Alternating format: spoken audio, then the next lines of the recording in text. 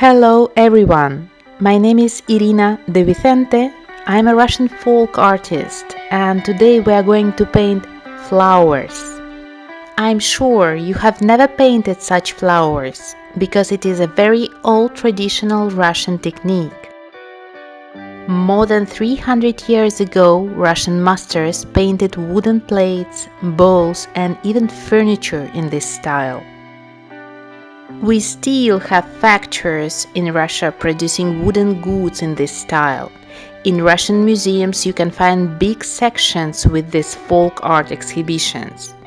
This style is studied by children in schools in drawing lessons and by students in the universities in the course of art history. The name of this decorative style is Khokhloma.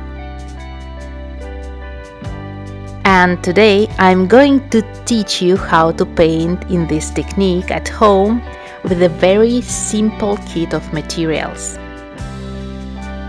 I adore flowers. I always come back from the parks full of fresh emotions and from the markets with a big bunch of flowers, and I can look at them and draw or paint them endlessly.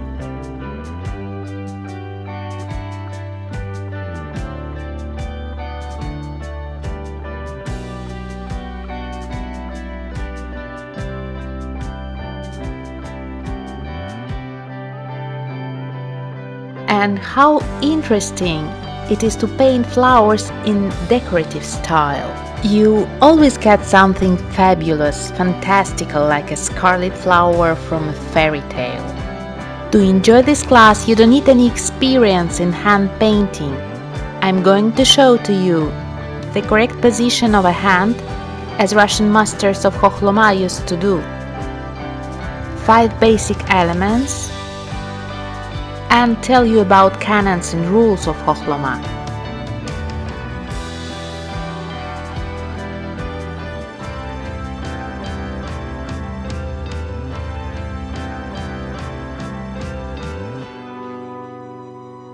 By the end of this class, we will create together 2 beautiful flowers, a tulip and a peony in traditional Russian style Khokhloma.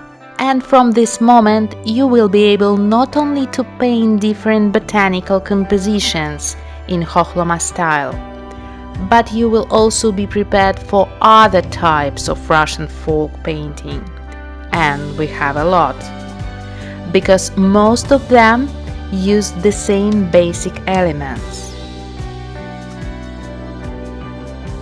Khokhloma is a graphic type of traditional Russian painting. We have graphic types like Khokhloma, Mezen, and also pictorial ones like Zhostova or Ural-Siberian painting. Because of its graphic potential and the technique of working with a brush, some experts compare Khokhloma's technique with calligraphy. The ability to draw an accurate line, control the pressure and motion of the brush, and feel the symmetry and rhythm of the ornament, the right brain lobe is responsible for all of this. As a result, painting Khokhloma, according to experts, strengthens the brain, develops mindfulness and concentration, improves sleep, and relieves stress. From my perspective, I would like to add that by painting with me for at least 1 hour, you will get the effect of deep meditation. As my teacher of Khokhloma painting used to say, if you are sad, paint Khokhloma. If you are tired, paint Khokhloma. If you are happy, paint Khokhloma. How can you apply this new skill? You can paint your flower on a paper or canvas, insert it into a frame and hang it on the wall. Create a postcard and present it to your family or friends. Decorate the box, accessory, furniture, clothes and other things. Create a digital illustration in traditional Russian style.